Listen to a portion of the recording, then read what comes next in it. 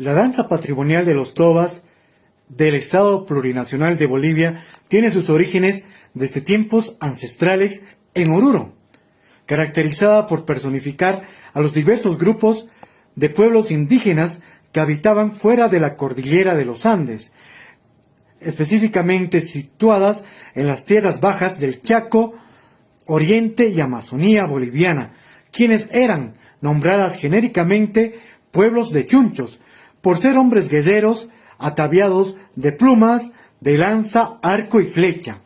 Los sacerdotes, a través de una representación teatral, exponían al pueblo milenario Urus, actualmente Oruro, que en las tierras bajas habitaban pueblos salvajes denominados chunchos, que se convertían al cristianismo, pero también se advertía la existencia de pueblos bárbaros e indomables como los chiriguanos, entre otras razas que no eran sometidos a la catequización.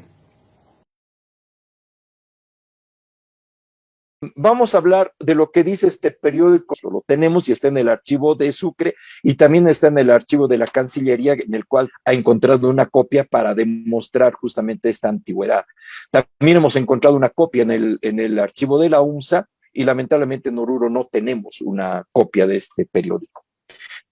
Es una hermosa descripción de 1868, ¿no? Y ahí están los chunchos, están los morenos, están los incas. Pero esto tiene relación con lo que te voy a comentar. Porque resulta que el cura Carlos Felipe Beltrán publica precisamente 10 libros, no, son realmente una colección preciosa de libros, donde habla de la civilización del indio, miscelánea literaria quechua español, y habla también de la antología quichua, dividida en dos partes, profana y sagrada, recogida, aumentada y enriquecida, publicada desde 1869-70, estos dos son de 1890 y 1891, en su propia editorial que se llama Editorial El Progreso. Los chunchus que se convierten y los chiriguanos que se convertirán. Y aquí viene una aclaración importante porque hemos entendido que la danza de los tobas es una representación de los límites de los incas hasta el Chaco, hasta el Oriente, y que se trajeron especímenes para mostrar los dominios de los incas. Es lo que se ha interpretado, pero no es lo real. Porque este relato muestra, está escrito en quechua, y mira, en el siglo XIX. Es una reproducción de la tradición oral que hizo Carlos Felipe Beltrán. Es el primer recopilador de material folclórico sin saber que era folclore. Y lo interesante es que este relato muestra de que en el Oriente habían indios salvajes que mataban a los curas que se resistían al adoctrinamiento cristiano.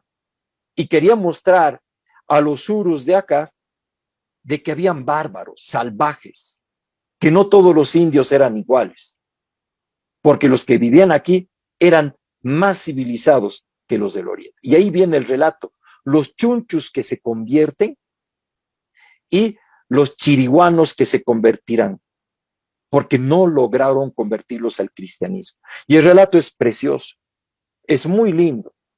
Estamos viendo en algún momento de reproducir este relato otra vez, porque estoy seguro que desde mediados, desde finales del siglo XIX, este relato no se lo ha vuelto a representar en Oruro, ni tampoco en San Pedro de Chayacoyo.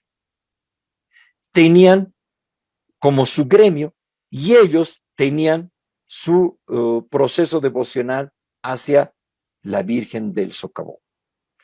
Porque el pasante es un personaje sumamente importante desde el momento que se han empezado a desarrollar los procesos patronales y entramos al siglo XX. Esta fiesta que hemos leído con el periódico El Republicano tenía su pasante, el pasante de diablos. ¿Y qué hacía el pasante?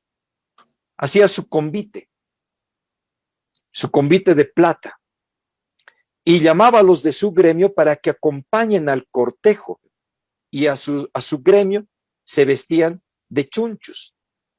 Esa es la relación y por eso es que se desarrolla este proceso fuerte. Pero la licencia que tenían los mestizos e indígenas era el sábado antes del domingo de carnaval. Entonces juntaron un día antes del carnaval para que se desarrolle esta actividad con la licencia. Por eso es que este periódico habla del carnaval, ¿no? Y obviamente la descripción de los carnavales de Oruro en ese tiempo no eran estos, eran los juegos con harina, los disfrazados y los bailes en los salones principales. Y por supuesto la libación de bebidas alcohólicas, que siempre ha sido una característica.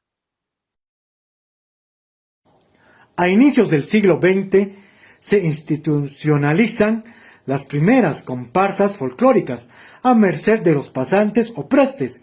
Así tenemos la comparsa de los Diablos en 1904, la comparsa de los Incas en 1906, la comparsa de los Morenos en 1913, la comparsa de los Tobas en 1917, la comparsa de los Llameros en 1921, entre otras danzas devocionales, para rendir su danza y dirigirse rumbo a la capilla de la Virgen del Socavón, patrona de los mineros y del folclor boliviano. La danza de los Tobas del Carnaval de Oruro ha cimentado coreografías, indumentaria, melodías musicales, además de personajes que evocan a la vida nómada de las antiguas generaciones de la patria y que en la actualidad conforman el diverso mosaico cultural reflejada en esta danza ancestral, de valioso aporte al folclore boliviano y asimismo aporte al pentagrama musical por adquirir propio repertorio. La danza de los Tobas, patrimonio cultural inmaterial del pueblo boliviano, debe transmitir mensajes de respeto, asimismo preservar la identidad de nuestros pueblos indígenas, que son representados figurativamente a través de esta expresión folclórica, parte del diverso mosaico sociocultural que nos da identidad y pluralidad en Bolivia. Además, es pertinente transmitir a las futuras generaciones el legado ancestral, cultural e histórico respaldados en fuentes bibliográficas para evitar apropiaciones indebidas o malas interpretaciones sobre el legado cultural e histórico de la danza patrimonial de los Tobas.